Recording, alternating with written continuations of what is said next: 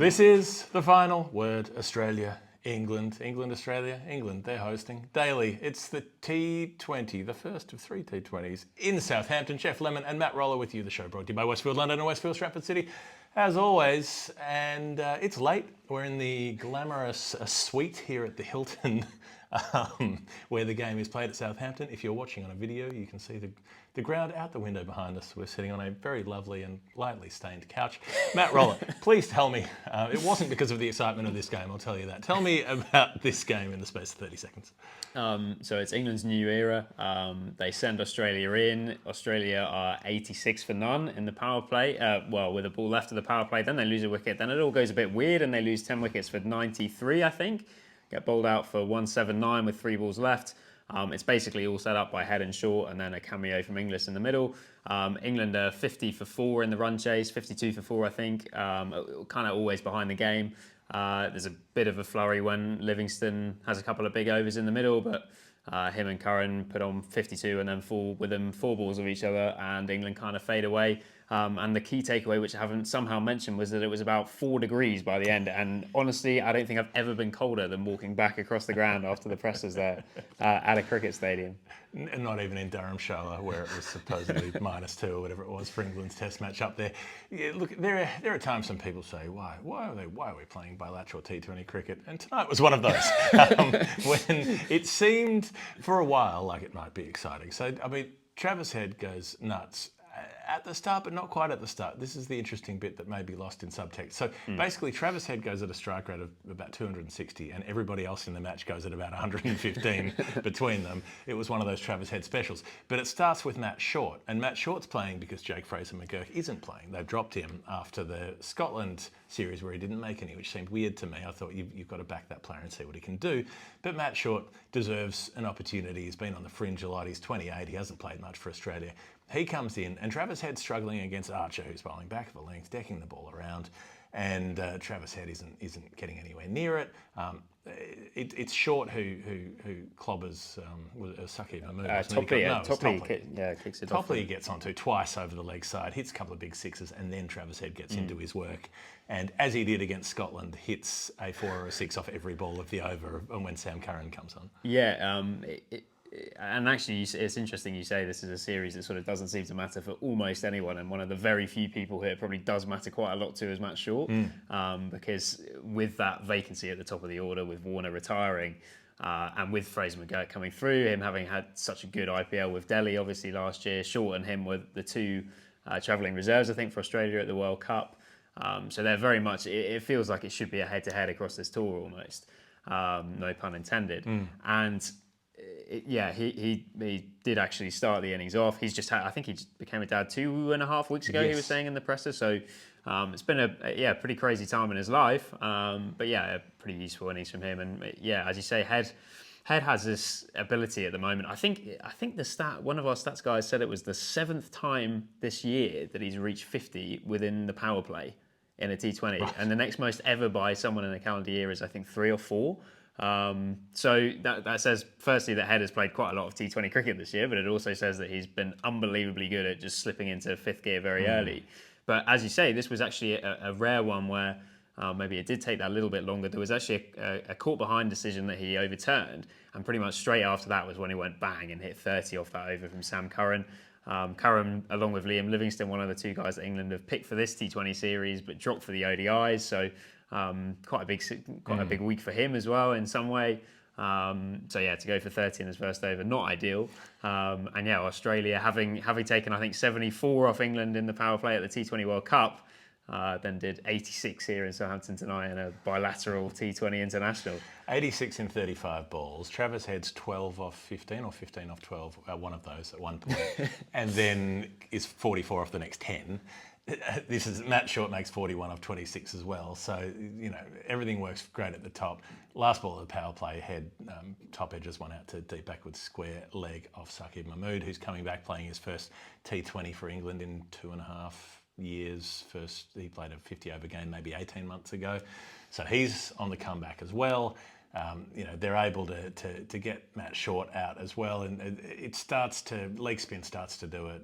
Rashid comes on, he bowls an over that goes for 5, takes a wicket, and they're into their work. Stoinis doesn't make any, David doesn't make any. Well, literally first ball. Cameron Green sticks around till towards the end, but only makes 13 off 16 as he's trying to hold it together. Inglis does hold it together with 37 off 27 for a while, but he's eventually out. So Livingston takes 3 with his leg spin. Adil Rashid bowls very tidily again. They clamp everything down, and you go into that break thinking, well, okay, so Australia have put on 86 in 6 overs, and then what, it was about 90, 93 in the rest, off the remaining. So you think momentum with England, they'll be feeling good, they'll come in and knock these off easily, and nothing came easily really. With it was Salt opening up with jacks. Yeah, it was a strange chase really. I mean, Salt said at the toss that he felt it was a chasing ground, and I think that was the 5th time out of 7 that the defending team has won here in the past 7 games. So I'm not really sure quite how that adds up.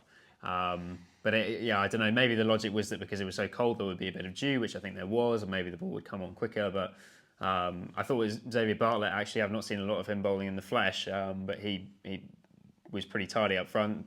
Big shame for him that he had to go off with what looks like a side strain, which is, you'd imagine, him probably done for the tour. But he set the tone, and obviously Hazelwood coming back, his figures probably didn't quite reflect how well he bowled, because he had a couple of Jordan Cox inside edge 2 fast leg stump in a row, which put a bit of a dent in the figures. But yeah, he was, as Hazelwood is in T20s metronomic, hitting that sort of 6 to 8 metre length that he always does. And yeah, England, they've selected this slightly weird team where, because of the fact they have a lot of bowling options in the top order, they then felt able to play Jamie Overton, who's a fast bowling all-rounder, but they're picking him as a specialist batter because of his back injury. 7. Come on, this is bullshit. Like, let's be straight out about this. If you're an attacking batting T20 player in England who's coming in, if you're a finisher across the 100 or the T20 Blast or whatever it is, and you're looking at this team sheet and seeing Jamie Overton, who deserves chances to play for England as a bowling all-rounder, but you're seeing him picked to bat purely at 7, you would be saying, that's fucking bullshit. Like, why am I not being considered for this squad? Yeah, and I guess probably that selection, I mean, he was only called up a few days ago as cover for Butler, who has obviously been ruled out with a calf injury. England are missing, you could put together a pretty good team of players they're missing for this. No Butler, no Stokes, no Smith, no Duckett, no Brook.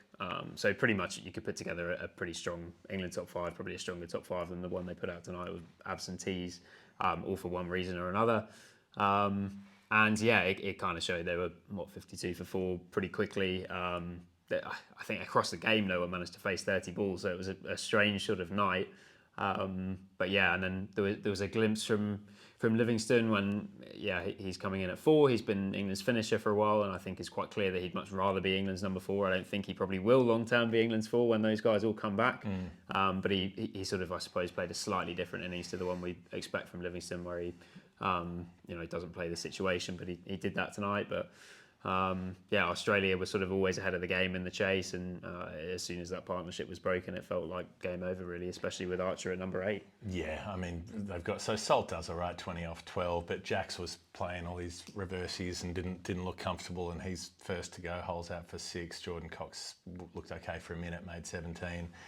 Jacob Bethel on debut, a lot of talk up around him, didn't have a great night, bowled 3 overs for 28 and got out for 2 from 6 balls. Bowled by Zampa, and then Sam Curran 18, Jamie Overton 15. Zampa comes in, takes a couple in the middle after Hazelwood, Bartlett, Abbott do the job up top. Cameron Green gets Archer late. Stoinis gets one late, so Australia have had 6 wicket takers in the end, and Abbott finishes it off. Both sides bowled out in a T20 in England. I think Andy Zoltzman told me that's never happened before in an international. So that was an unusual one. And yeah, 151 the score, so they lose by 28. It was a pretty dull game by after about 25 overs of it. You were like, well, there's not much happening here. So we'll see what we can summon up for a Hall of Fame in a second. The final word daily is brought to you by Westfield London, Westfield Stratford City. I don't have any copy in front of me, but I can tell you that if this game wasn't thrilling enough and you need thrills, you can go to Gravity Max, where all the thrills happen. You can do go-kart racing. They've got interactive game pods which I believe means you're sealed inside a pod of some sort of liquid. I'm just making this up. I don't think that's actually true. I think you play games in a room. But it would be cool. Imagine the VR future when you're in some kind of haptic gel tank where it can simulate not just vision but touch. That's not going to be far away. I'm sure that will be coming to Gravity Max soon.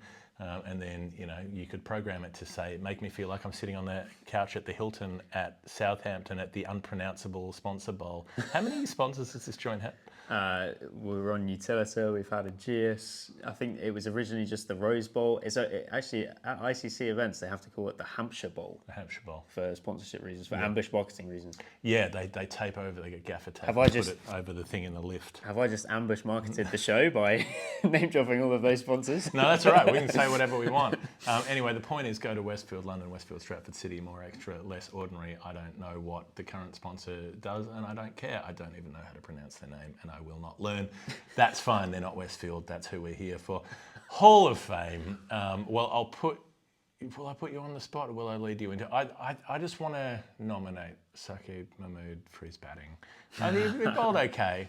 He bowled all right at times. He hauled things back after an expensive early over, but the number of swishing play and misses, the number of air swings, everything, they kept bowling short to him, he kept missing them, swish, swish, swish, he was 6 off about 15 balls until the point where it was like, okay, you need 35 off the last over, you've got to hit a 6 every ball of the over. And he duly hits the first of them for 6. It's on here. It was not on, it was very much not on, because he then tried to play a ramp, sort of fine leg lap shot and ended up about 3 metres outside his off stump and got bowled. But it was fun while it lasted. I've got 2 brief nominations for the Hall of Fame, if I may. The first is Tim David took an unbelievable catch to get Jordan Cox. He was at mid-on, running back over his shoulder, full stretch dive. That was Hall of Fame worthy, I thought, especially sliding across a freezing cold outfield. Did well not to break a bone on what was basically an ice rink. And the second is that I think within probably seconds of Adil Rashid walking out to bat, Nasser Hussain on Sky commentary got in both the wristy player and scores in unusual areas, which has obviously followed Adil Rashid around now for coming up for a decade. If you think when he sort of came back into the England side in 2015 and scored some runs at number 8. Yeah.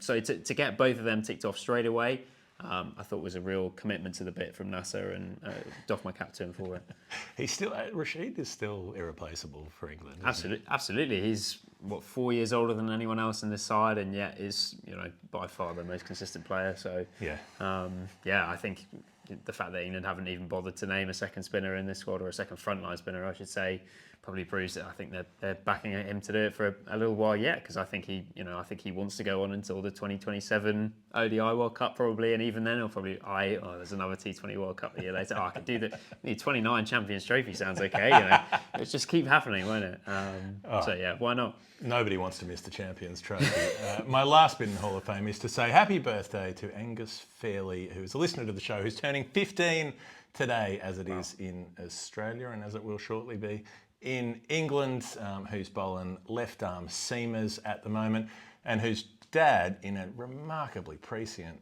birthday present, has signed him up with a nerd pledge to Patreon, to get him to our Patreon page, to get him involved with nerd pledge numbering. Wow. That's perfect parenting, and left arm seamers, we need more of them. Yeah, absolutely. Many happy returns. I think that sounds like pretty much a perfect present. I wish if I could turn back time 11 years and have my 15th birthday all over again, there's nothing I'd have rather unwrapped than a piece of paper saying Patreon. fresh nerd pledge for you. You will pop up on Storytime at some point, Angus. When your number comes in, happy birthday. All right, I think that's it from us. Sign up to Patreon yourself. Get the ad-free feed. Jump on the Discord. Chat with people like me and Matt Roller, who are doing this show. Thanks to Westfield London, Westfield Stratford City. This has been The Final Word daily. The England-Australia first T20. There will be 2 more to come, and then 5 ODIs. Why not? We'll be there because we'll be there. All right, we'll see you soon.